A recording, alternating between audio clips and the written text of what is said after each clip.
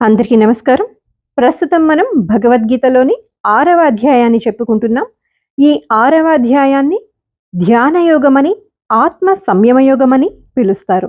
సాధన చేసేవారు కర్మయోగ మార్గమున గాని, సాంఖ్యయోగ మార్గమున గాని సాధనను సాగించిన పరమాత్మ ప్రాప్తి కోసం ధ్యాన సాధన తప్పక చేయాలి. ఈ 6వ అధ్యాయంలో ధ్యానం గురించి వివరించబడింది. ధ్యానం చేసే పద్ధతి గురించి చెప్పబడింది. కనుక ఈ 6వ అధ్యాయాన్ని ధ్యానయోగమని పిలుస్తారు.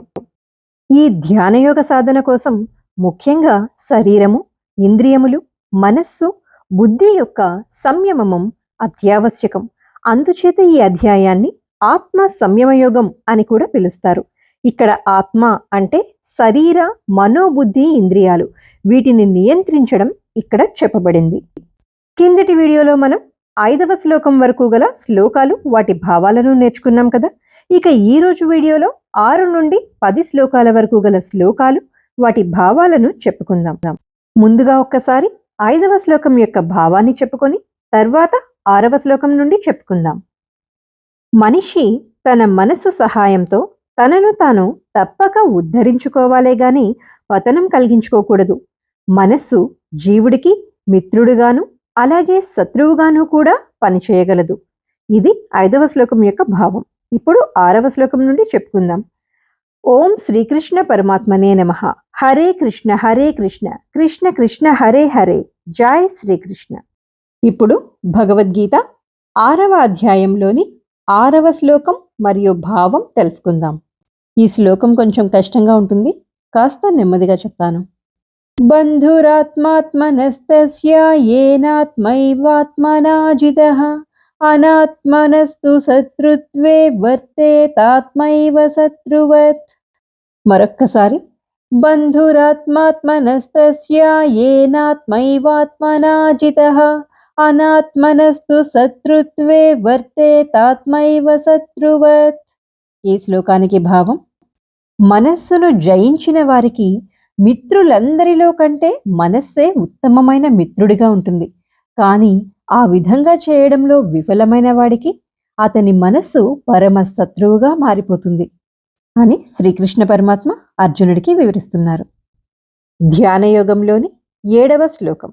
జితాత్మనః ప్రశాంతస్య పరమాత్మా సమాహితః శీతోష్ణ సుఖ దుఃఖేషు తథా మానావమానయోః. జితాత్మనః ప్రశాంతస్య పరమాత్మా సమాహితః శీతోష్ణ సుఖ దుఃఖేషు తథా మానావమానయోః. ఈ శ్లోకానికి భావం: ఈ 7, 8, 9 శ్లోకాలలో శ్రీకృష్ణ పరమాత్మ యోగంలో పురోగతి సాధించిన వ్యక్తి యొక్క లక్షణాలను వివరించారు. మనస్సుని జయించిన యోగులు చలిని, వేడిని, సుఖ దుఃఖాలను, మాన అపమానాలను అన్నిటినీ సమానంగా చూస్తారు.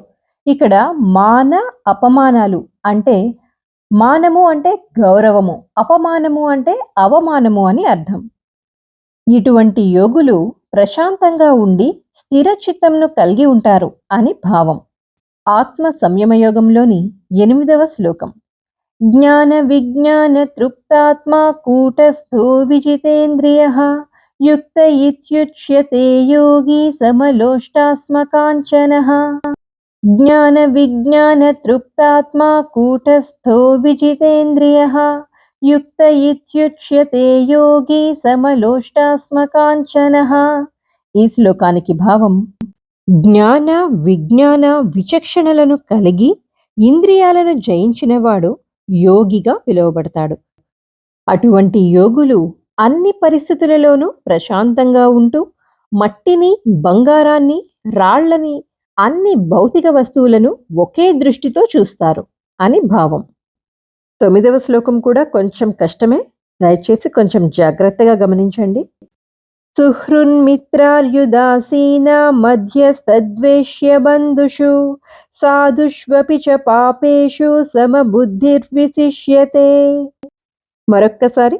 సుహృన్మిత్రార్యుదాసీనా మధ్యస్తద్వేష్య బంధుషు సాధుష్వపి చ పాపేషు సమబుద్ధిర్విశిష్యతే. ఈ శ్లోకానికి భావం: యోగులు అంటే యోగి అని ఎవరిని పిలుస్తారో ఇదివరకటి శ్లోకంలో చెప్పుకున్నాం కదా. యోగులు ఎవరైతే ఉంటారో వాళ్ళు శ్రేయోభిలాషులను, మిత్రులను, శత్రువులను, సాధువులను, పాపులను, జంతువులను అందరినీ నిష్పక్షపాత బుద్ధితో చూస్తారు.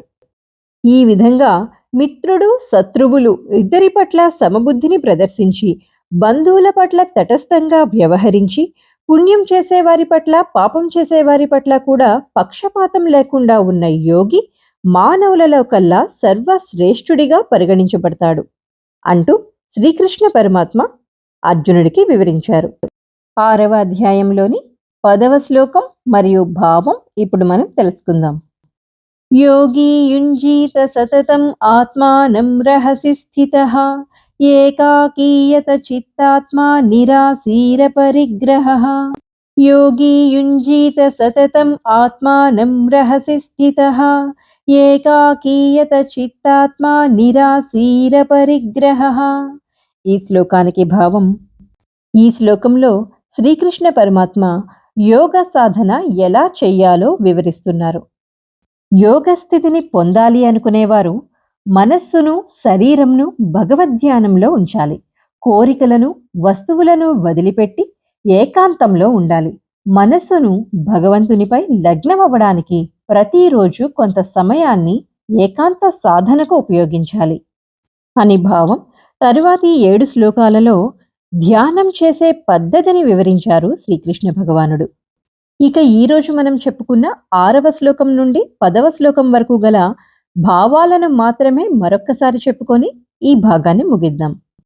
భగవద్గీత 6వ అధ్యాయం 6వ శ్లోకం నుండి 10వ శ్లోకం వరకు గల భావాలు ఈ విధంగా ఉన్నాయి. మనస్సుని జయించిన వారికి వారి మిత్రులందరిలో కల్లా మనస్సే ఉత్తమమైన మిత్రుడిగా పనిచేస్తుంది. కానీ ఆ విధంగా చేయడంలో విఫలమైన వారికి వారి మనస్సు పరమ శత్రువుగా మారిపోతుంది.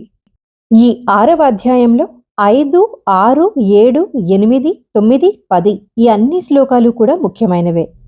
మనస్సుని జయించిన యోగులు చలిని, వేడిని, సుఖదుఖాలను, మానాపమానాలను, మరే ఇతర ద్వంద్వాలనైనా గాని ఒకే రకంగా చూడగలరు.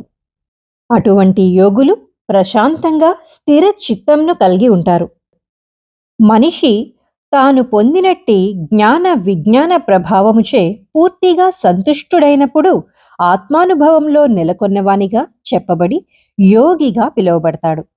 అలాంటి యోగులు ఇంద్రియాలను జయించి ప్రశాంతంగా ఉంటారు. వీరు మట్టిని, బంగారాన్ని, రాళ్లని, అన్ని భౌతిక వస్తువులను ఒకే దృష్టితో చూస్తారు.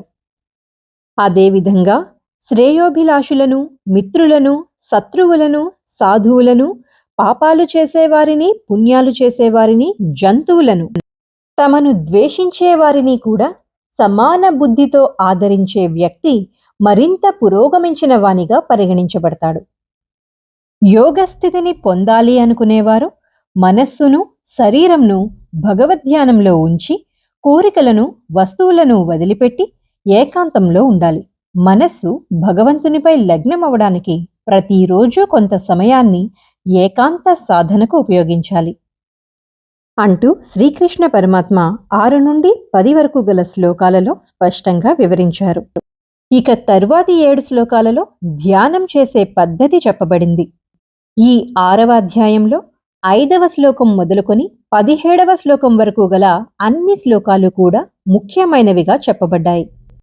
వచ్చే భాగంలో మనం 17వ శ్లోకం వరకు నేర్చుకుందాం. ధన్యవాదాలు. ఇదివరకటి వీడియోలను ఎవరైనా చూడాలనుకుంటే డిస్క్రిప్షన్లోను, కమెంట్స్లోనూ కూడా లింక్ ఉంది. ఆ లింక్ మీద టచ్ చేయగానే భగవద్గీతకు సంబంధించిన అన్ని పార్ట్లు ఓపెన్ అవుతాయి. అందులో మీకు ఏ అధ్యాయంలో ఏది కావాలంటే అది ఓపెన్ చేసుకొని చూడగలరు, వినగలరు. ధన్యవాదాలు. హరే కృష్ణ, కృష్ణ కృష్ణ హరే హరే. జై శ్రీకృష్ణ.